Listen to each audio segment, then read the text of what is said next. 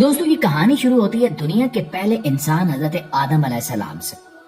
جب اللہ نے آدم اور حوا کو زمین پر بھیجا تو زمین بالکل خالی تھی، کوئی انسان نہیں، کوئی معاشرہ نہیں، نہ گھر نہ بستیاں۔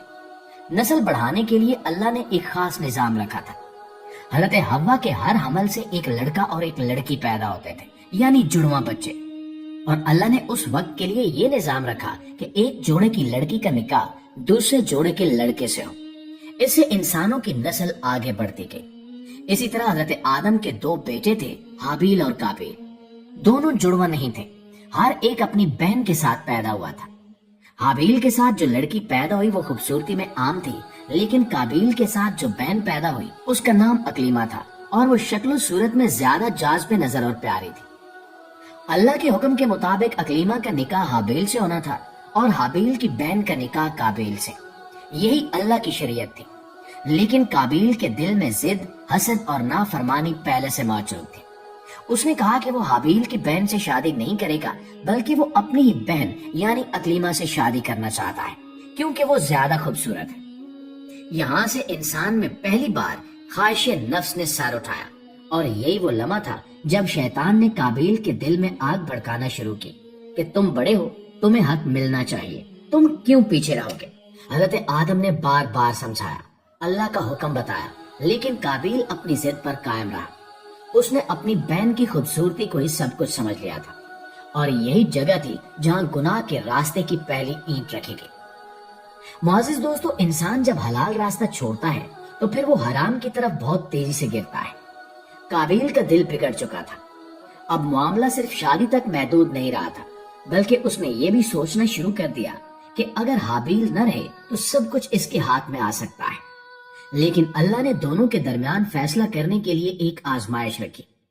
حضرت آدم نے دونوں کو حکم دیا کہ اللہ کی راہ میں قربانی پیش کرو، اور جس کی قربانی قبول ہو جائے گی اکلیما کا نکاح اسی سے ہوگا۔ حابیل چونکہ نیک تھا، اس نے اپنی بہترین بکری قربان کر دی۔ قابیل نے دیکھا تو وہ بھی گیا، لیکن اس نے اپنی بہتر فصل دینے کی بجائے سڑی ہوئی اور خراب اناج کا گٹھا اٹھا لیا اور اللہ کے نام پر رکھ دیا۔ اور پھر وہ لمحہ آیا جس میں فیصلہ ہونا تھا۔ آسمان سے ایک آگ اترتی ہے اور حابیل کی قربانی کو جلا کر قبول کر لیتی ہے۔ قابیل کی قربانی جوں کی توں پڑی رہتی ہے، اور یہی نشانی تھی کہ اللہ نے حابیل کی نیکی، اس کی سچائی اور اس کے تقوی کو قبول کر لیا ہے۔ بس اسی لمحے قابیل کے دل میں حسد کی آگ پھٹ پڑتی ہے۔ وہ حابیل کو دشمن سمجھنے لگتا ہے۔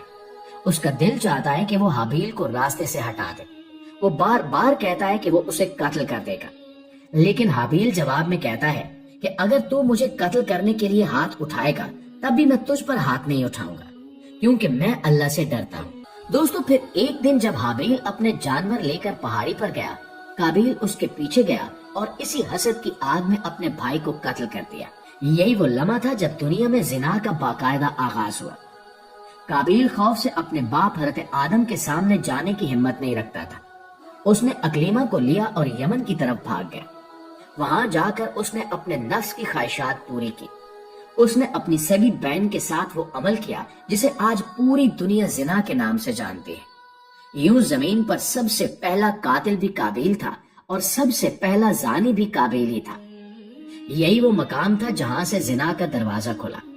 انسان نے حلال کو چھوڑ کر حرام کے دروازے پر قدم رکھا۔ نفس کی خواہش نے اللہ کے حکم کے مقابلے میں اپنا وجود کھڑا کیا، اور اس ایک گناہ نے پوری دنیا میں بے حیائی، فساد، لڑائیاں، نفرت اور برائیاں پھیلا دی۔